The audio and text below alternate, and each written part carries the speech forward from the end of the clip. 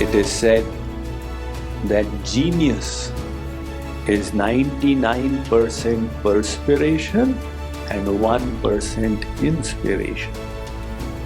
Somebody who is willing to keep on trying hard becomes a success.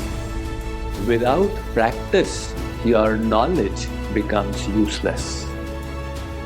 So practice is important.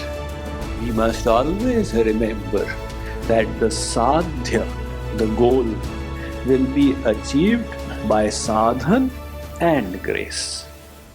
Sri Aurobindo said in his book The Mother, his opening stanza is, "There are two great powers alone that can effect in their conjunction the great and difficult thing that is the aim of our endeavor. A fixed and unfailing aspiration that calls from below, and a divine grace that answers from above. Our effort and His grace. Tapa prabhavat deva prasadach." The Shvetashvatar Upanishad is saying, your effort and the grace of God. Mahakavi Kalidas, the great poet of Sanskrit literature, how did he ascend to that mastery over Sanskrit language? We have all heard the story. It is said he was so grossly dull in his intellect that he was sitting on the same branch that he was cutting. He didn't even realize that he will fall down with it. And there was this Rajkumari princess who was very scholarly. For her marriage, she had laid a condition.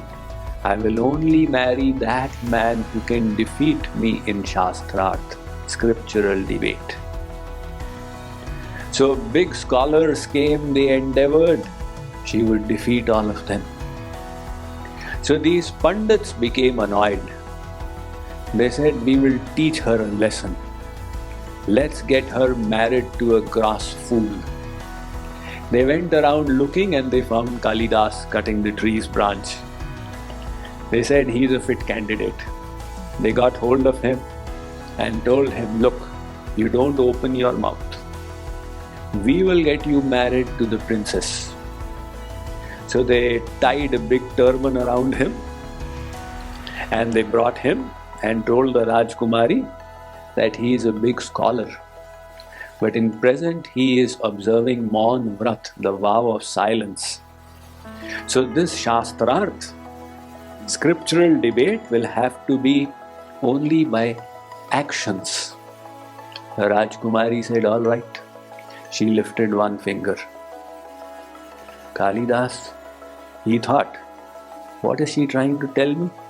He lifted two fingers.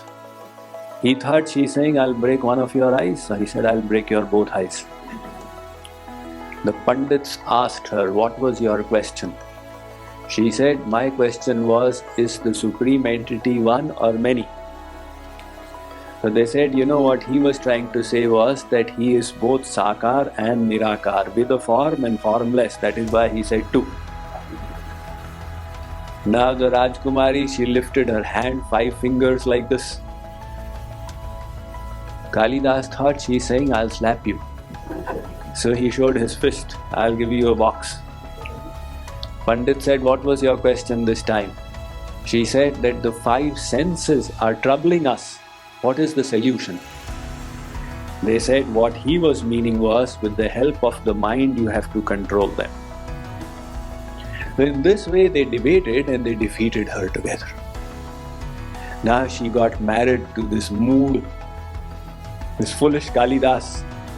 After marriage, they were sitting on the palace when a camel was going from there. Seeing the camel go by, Kalidas said, Utara, Utara, Utara. The Rajkumari thought, is he so illiterate he cannot even speak properly? She pushed him from the top of the stairway, and Kalidas went rolling down, fell on the ground with a thud.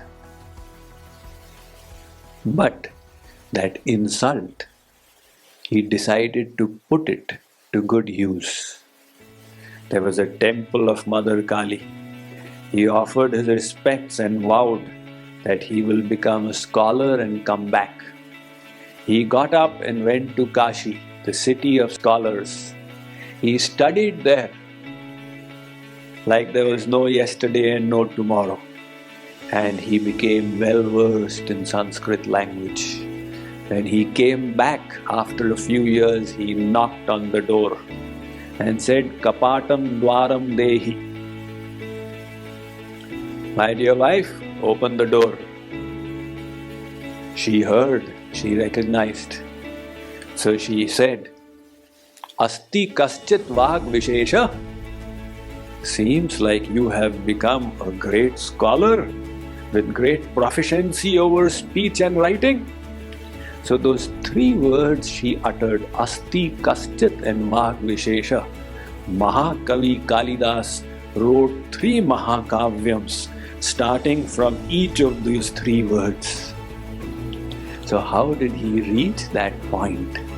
Through endeavor, through effort.